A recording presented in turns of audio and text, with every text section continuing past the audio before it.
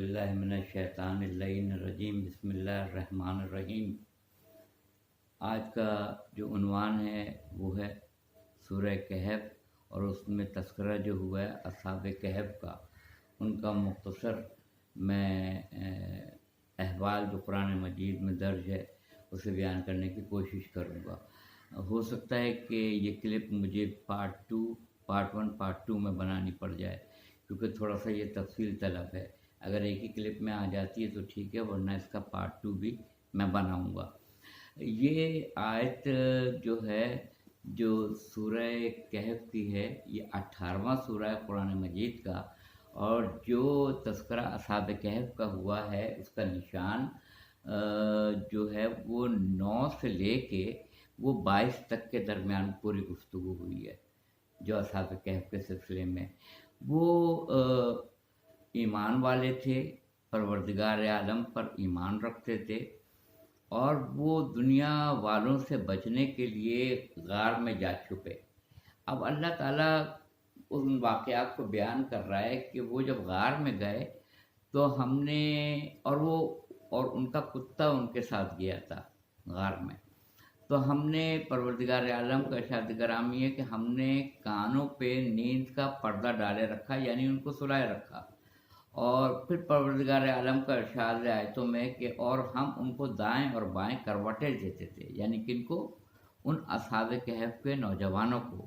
وہ تعداد میں کتنے تھے یہ حتمی نہیں آیا ہے، سورہ میں حتمی نہیں آیا ہے، اور ان کو ہم نے سلائے رکھا، اور ان کے یعنی اصحاب کہف کے کتے کو غار کے منہ کے پاس لا کے اس طرح سے بٹھایا کہ اس کے دونوں آگے کے ہاتھ دونوں آگے کے ہاتھ آگے کی طرف تھے، اور چہرہ جو تھا اس کتے کا وہ غار کی طرف تھا اوپر۔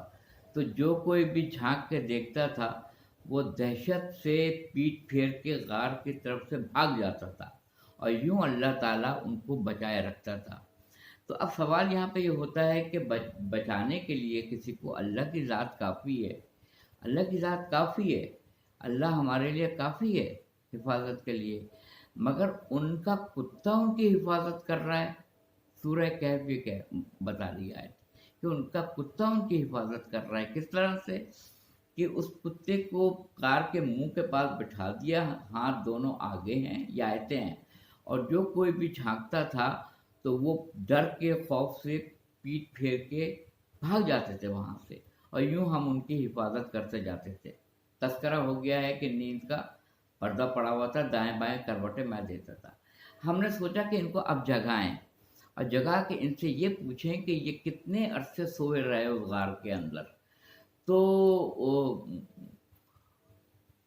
جب ان کو اٹھایا تو ایک نے دوسرے سے پوچھا کہ ہم کتنے عرصے اس میں رہے غار میں، تو اس نے جواب دیا یا آدھا دن یا 1 دن۔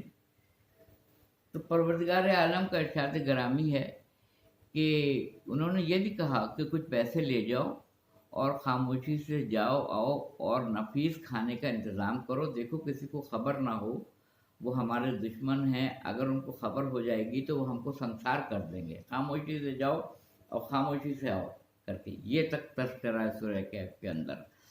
تو اللہ تعالیٰ ارشاد گرامی ہے، اللہ تعالیٰ کا اس سورہ کہف کے ان آیتوں کے درمیان جو 10 سے لے کے 22 تک کے درمیان واقع ہے پورا، کہ ان کی صحیح تعداد کا علم کسی کو بھی نہیں ہے۔ کچھ لوگ یہ کہتے ہیں کہ وہ 3 ہیں اور چوتھا ان کا کتا ہے، کچھ لوگ کہتے ہیں کہ وہ 5 ہیں، چھٹا ان کا کتا ہے، کچھ لوگ کہتے ہیں کہ وہ 7 ہیں نوجوان، 8واں ان کا کتا ہے، مگر اس کی صحیح تعداد کسی کو بھی نہیں معلوم ہے۔ مگر ہاں، قرآن نے اتنا ضرور بتایا ہے ہمیں کہ 309 سال وہ اس غار میں رہے۔ ترجمے میں یہ نہیں ہے کہ رہے ہیں، رہے، آپ پڑھیے گا اس کو، کہ 9 سال اوپر 300 سال، یعنی 309 سال وہ اس غار میں رہے، اور ان کا پروردگار عالم ان کی حفاظت کرتا تھا، اور ان کی حفاظت کرتا تھا، اور ان کی حفاظت کے اوپر ان کا ایک کتا معمور کیا گیا تھا جو اس غار کے منہ کے پاس ہاتھ پھیلائے ہوئے ان کی حفاظت کرتا چلا جاتا تھا. وہ نیکوکار تھے. یہ ہماری آیتوں میں سے ہیں. اللہ تعالیٰ نے کہا یہ شعار اللہ ہیں.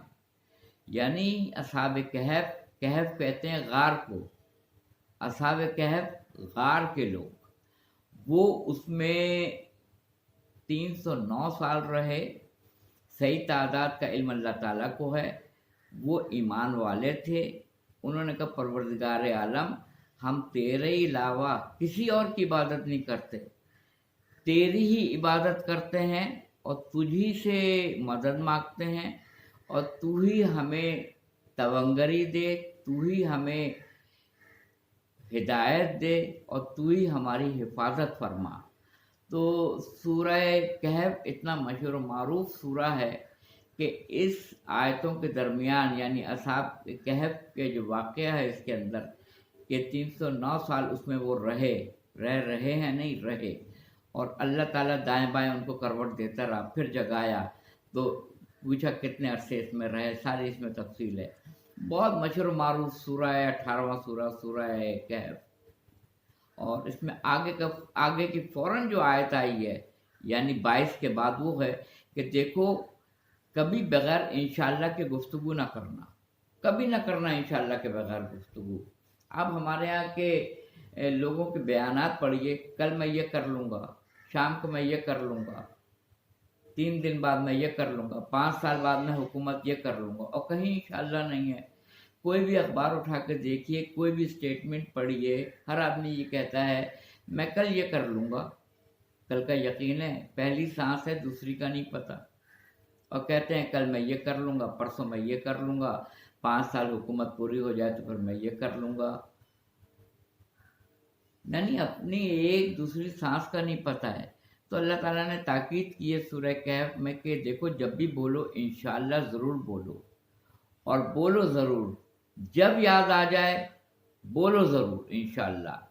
انشاءاللہ کی اور ماشاءاللہ کی تاکید سورہ کہف میں آئی ہے بہت زبردست. تو اس کا مطالعہ کریں. سورہ کہف 18واں سورہ، آیت نمبر 10 سے لے کے 22 تک اصحاب کہف کی پوری ڈیٹیل اور پورا اس کا تذکرہ موجود ہے. یہ شعار اللہ ہیں، اللہ کی نشانیاں ہیں. وآخر دعوانا الحمدللہ رب العالمین.